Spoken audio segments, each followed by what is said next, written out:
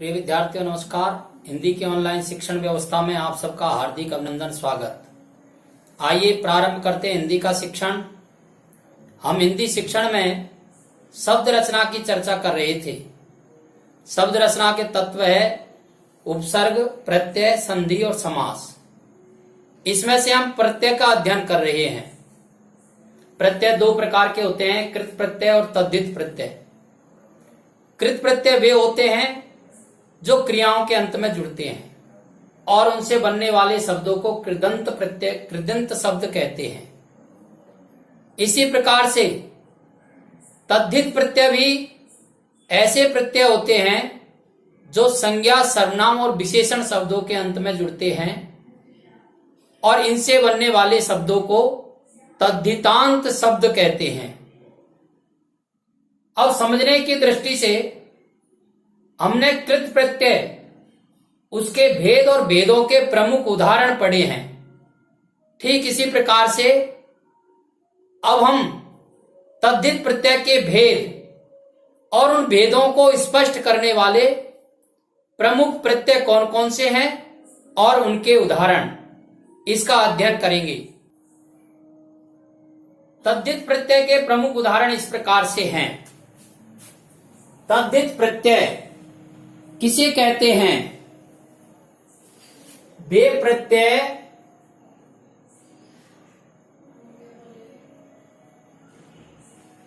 जो संज्ञा, सर्वनाम, विशेषण,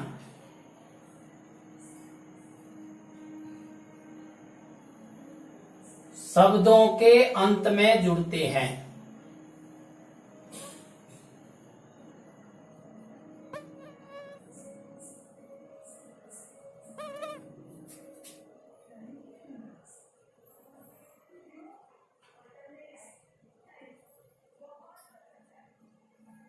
इनसे बनने वाले शब्द क्या कहलाएंगे? तद्धितांत शब्द कहलाएंगे। कृत प्रत्यय से बनने वाले शब्द कृदंत शब्द कहलाते हैं। ऐसे तद्धित प्रत्यय से बनने वाले शब्द तद्धितांत शब्द कहलाते हैं। अब इसके जो भेद हैं वो यहां बताए गए हैं। पहला भेद है कर्तृवाचक तद्धित प्रत्यय, दूसरा भेद है भाववाचक तद्धित प्रत्यय, तीसरा भेद है संबंधवाचक तद्धित प्रत्यय, चौथा भेद है अपत्यवाचक तद्धित प्रत्यय, पांचवा भेद है ऊनतावाचक तद्धित प्रत्यय और छठा भेद है स्त्री बोधक तद्धित प्रत्यय। तद्धित प्रत्ययों के कुल कितने भेद हैं? 6 भेद हैं। कर्तृवाचक, भाववाचक, संबंधवाचक, अपत्यवाचक, ऊनतावाचक और स्त्री बोधक। अब एक एक भेद के प्रमुख प्रत्यय और उनके उदाहरण ये हमको यहां दिए गए हैं। कर्तृवाचक तद्धित प्रत्यय क्या होता है? कर्तावाचक शब्दों का निर्माण करते हैं।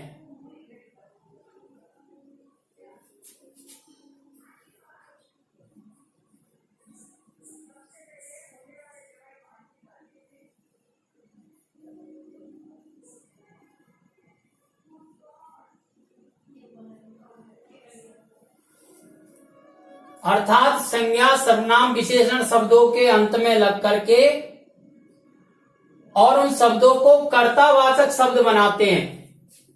उन्हें कर्तृवाचक तद्धित प्रत्यय कहते हैं। अब प्रमुख प्रत्यय देखिए। एक प्रत्यय है आर।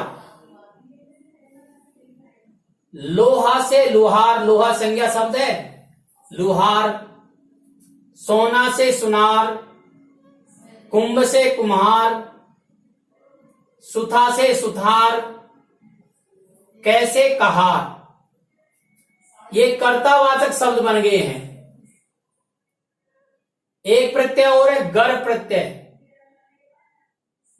कार्य से कारीगर, जादू से जादूगर, बाजी से बाजीगर। इसी का एक प्रत्यय और है दान या दानी। पान शब्द में जुड़ेगा पानदान, मच्छर से मच्छरदानी। दार प्रत्यय, माल से मालदार, हिस्से से हिस्सेदार, दुकान से दुकानदार और किराए से किराएदार। वान प्रत्यय, वाला अर्थ में काम आता है। धन से धनवान, गाड़ी से गाड़ीवान। मान प्रत्यय, बुद्धि से बुद्धिमान। हारा प्रत्यय, लकड़ी से लकड़हारा और पानी से पनिहारा। इस प्रकार से संज्ञा शब्दों के साथ, सर्वनाम शब्दों के साथ या विशेषण शब्दों के साथ जुड़ करके उसे कर्तावाचक शब्द बनाते हैं। दूसरा भेद है भाववाचक तद्धित प्रत्यय। ये प्रत्यय क्या करते हैं? भाववाचक संज्ञा शब्दों का निर्माण करते हैं।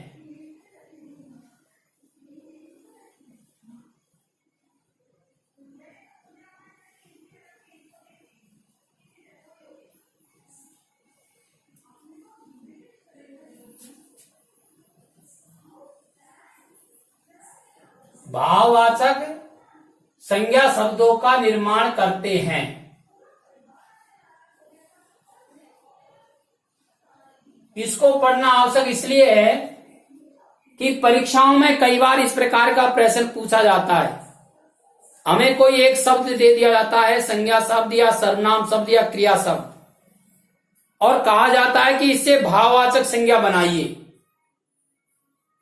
तो भाववाचक संज्ञा बनाने के लिए हमें उन शब्दों के साथ कोई न कोई प्रत्यय जोड़ना होता है।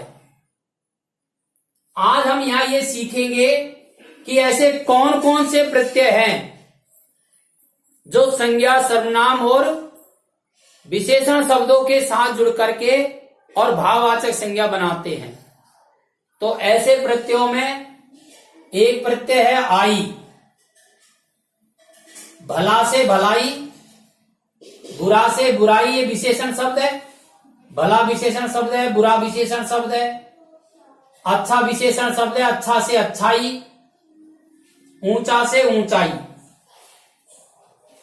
चौड़ा से चौड़ाई। ऐसे एक प्रत्यय आपा। बूढ़ा संज्ञा शब्द है, बुढ़ापा। मोटा विशेषण शब्द है, मोटापा। एक और प्रत्यय यहां दिया गया है ता प्रत्यय। सुंदर विशेषण शब्द है, सुंदरता। मधुर से मधुरता और लघु से लघुता। ऐसे ही एक बहुत महत्वपूर्ण प्रत्यय है इसमें त्व। गुरु से गुरुत्व। पुरुष संज्ञा शब्द है, पुरुषत्व। बंधु से बंधुत्व। एक प्रत्यय इसमें पन। लड़क से लड़कपन। बच्चा से बचपन। इसका तीसरा भेद है संबंधवाचक तद्धित प्रत्यय। ये संबंधवाचक तद्धित प्रत्यय किस काम में आते हैं? संबंध बताने के काम में आते हैं। संबंधवाचक शब्दों का निर्माण करते हैं।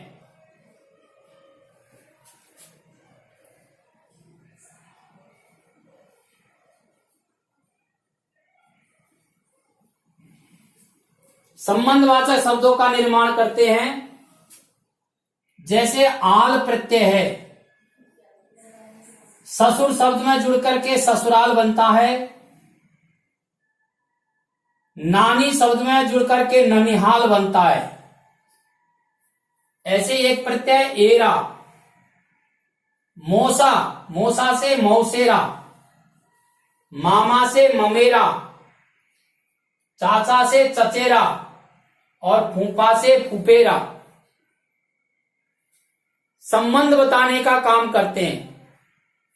ये ऐसे शब्द बन गए हैं जो संबंधवाचक है। मौसेरा का अर्थ है मौसे से संबंधित, ममेरा यानी मामा से संबंधित, चचेरा यानी चाचा से संबंधित। ऐसे एक प्रत्यय आलू, कृपा शब्द से कृपालु, ईर्ष्या शब्द से ईर्ष्यालु और दया शब्द से दयालु। एक बहुत ही महत्वपूर्ण प्रत्यय है इक, जो अधिकांश परीक्षाओं में पूछा जाता है। माध्यमिक शिक्षा बोर्ड की परीक्षाओं के अतिरिक्त प्रतियोगी परीक्षाओं के लिए भी यह महत्वपूर्ण प्रत्यय है इक प्रत्यय। यह भी संबंध बताने के काम में आता है। मानस से मानसिक, शरीर से शारीरिक, नीति से नैतिक, समाज से सामाजिक, वेद से वैदिक, भूत से भौतिक, मूल से मौलिक और करुणा से कारुणिक। अब कुछ आपको यहां अंतर नजर आ रहा होगा। अन्य प्रत्ययों के अतिरिक्त इस प्रत्यय की एक खास विशेषता है। जब कभी इक प्रत्यय किसी भी शब्द के अंत में जुड़ता है, ध्यान देना, जब कभी भी इक प्रत्यय किसी भी शब्द के अंत में जुड़ता है तो उस शब्द के प्रथम वर्ण को परिवर्तित कर देता है। क्या कर देता है? ए को आ कर देता है, ई और ए को आई कर देता है,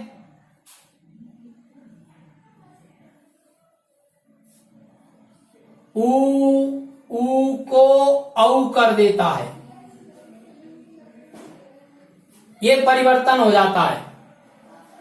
किसी भी संज्ञा, सर्वनाम या विशेषण शब्द के अंत में जब इक प्रत्यय जुड़ता है तो ये इक प्रत्यय उस शब्द के प्रथम वर्ण में परिवर्तन कर देता है। परिवर्तन क्या करता है?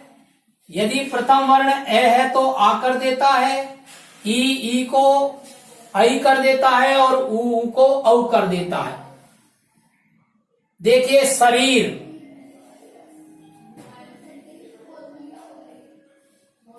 ये शरीर शब्द है, इसमें इक प्रत्यय जुड़ा तो पहला जो वर्ण है से, इसके साथ ए की मात्रा है, इसको आ कर दिया और शब्द बना शारीरिक।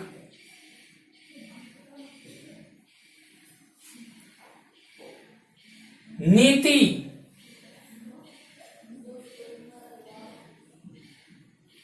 प्लस इक, प्रथम वर्ण में ई आ रहा है, ई को क्या हो जाता है? आई, तो शब्द बनेगा नैतिक। ऐसे ऊ को औ कर देता है, जैसे भूत से भौतिक, मूल से मौलिक, ए को ऐ कर देता है वेद से वैदिक और ए को आ कर देता है समाज से सामाजिक। अगला जो इसका प्रत्यय है वह है अपत्यवाचक तद्धित प्रत्यय। अपत्य का अर्थ होता है संतान, संतानवाचक शब्दों का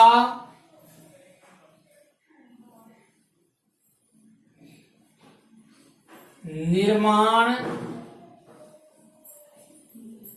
करते हैं।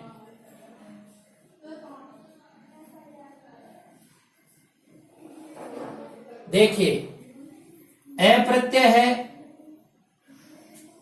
मनु में जुड़कर मानव, मनु की संतान को क्या कहते हैं? मानव।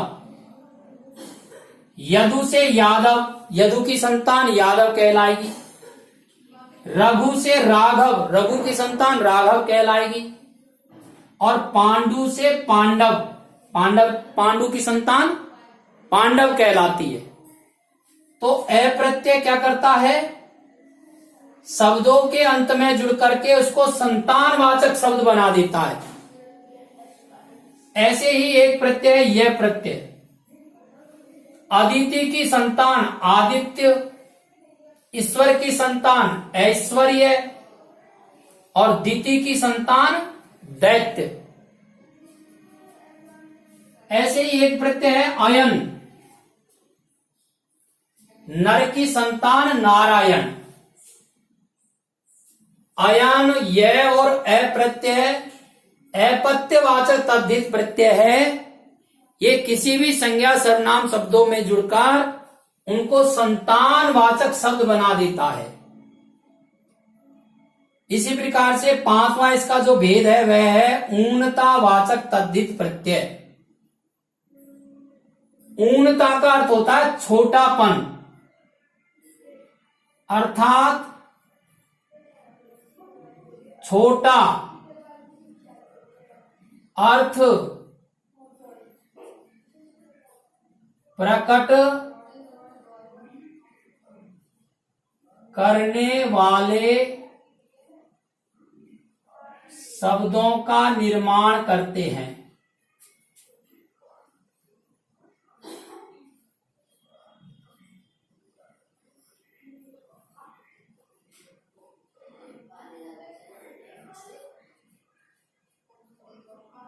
देखिए, ईया प्रत्यय है, लाठी शब्द में जुड़कर लठिया। अब लाठी शब्द तो बड़े का अर्थ प्रकट करता है और ईया प्रत्यय जुड़ करके क्या हो गया, लठिया, अर्थात लाठी से छोटा। बेटी से बिटिया, चोटी से चुटिया और खाट से खटिया। इसी प्रकार से एक प्रत्यय ई प्रत्यय, मंडल से मंडली और रस्सा से रस्सी और नाला से नाली।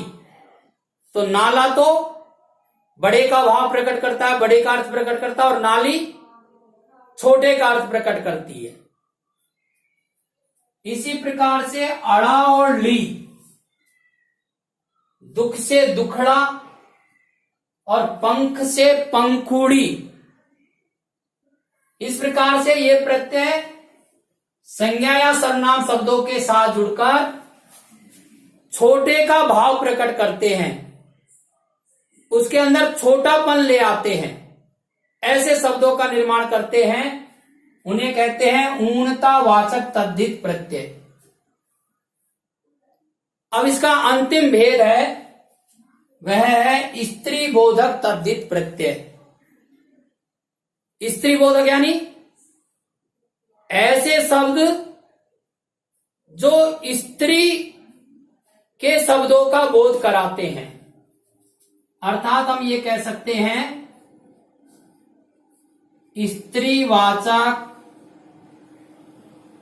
शब्दों का निर्माण करते हैं।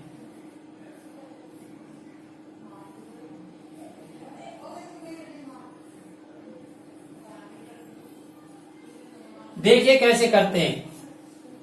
एक प्रत्यय है आ, शब्द है प्रिय। प्रिय शब्द में आ प्रत्यय जुड़ेगा तो हो गया प्रिया। अब प्रिय किस प्रकार का शब्द है, स्त्रीवाचक शब्द है। ऐसे सुत से बनता है सुता, सुत यानी बेटा होता है, और आप प्रत्यय जुड़ते ही क्या हो जाएगा, सुता, बेटी। तो स्त्रीवाचक शब्द का निर्माण हो गया। छात्र से छात्रा। ऐसे एक प्रत्यय है इसका आइन। आइन का पुरुषवाचक शब्द होता है पंडित, और आइन प्रत्यय जुड़ने पर हो जाता पंडिताइन, स्त्री बोधक हो जाएगा। ठाकुर से ठकुराइन, ये भी स्त्री बोधक हो जाएगा। आनी प्रत्यय देवर से देवरानी, सेठ से सेठानी और नौकर से नौकरानी। इस प्रकार से ये ऐसे प्रत्यय हैं जो संज्ञा, सर्वनाम या विशेषण शब्दों के अंत में जुड़कर उन्हें स्त्रीबोधक शब्द बनाते हैं। इसलिए हमने यहां लिखा भी है कि ये स्त्रीवाचक शब्दों का निर्माण करते हैं। ये हमारे तद्धित प्रत्ययों के भेद और कौन से भेद में कौन कौन से प्रत्यय काम आते हैं उसके प्रमुख उदाहरण आपके सामने रखे गए हैं। इनके अलावा अन्य प्रत्यय और भी हैं जो कर्तावाचक या भाववाचक या संबंधवाचक या संतानवाचक या छोटा अर्थ या स्त्रीबोधक शब्दों का निर्माण करते हैं। लेकिन आपकी सुविधा की दृष्टि से उनमें से कुछ ऐसे प्रत्ययों का चयन किया गया है जो सामान्यतः परीक्षाओं में पूछे जाते हैं, सामान्य परीक्षाओं में नहीं तो प्रतियोगी परीक्षाओं में भी पूछे जाते हैं। अब आप इसका स्क्रीनशॉट ले लीजिए और ठीक से समझने के लिए कम से कम 2 बार इस वीडियो को आप आवश्यक रूप से सुने। शिक्षण के वीडियो आपके पास आते रहें, इसके लिए आप इसे सब्सक्राइब करें। धन्यवाद।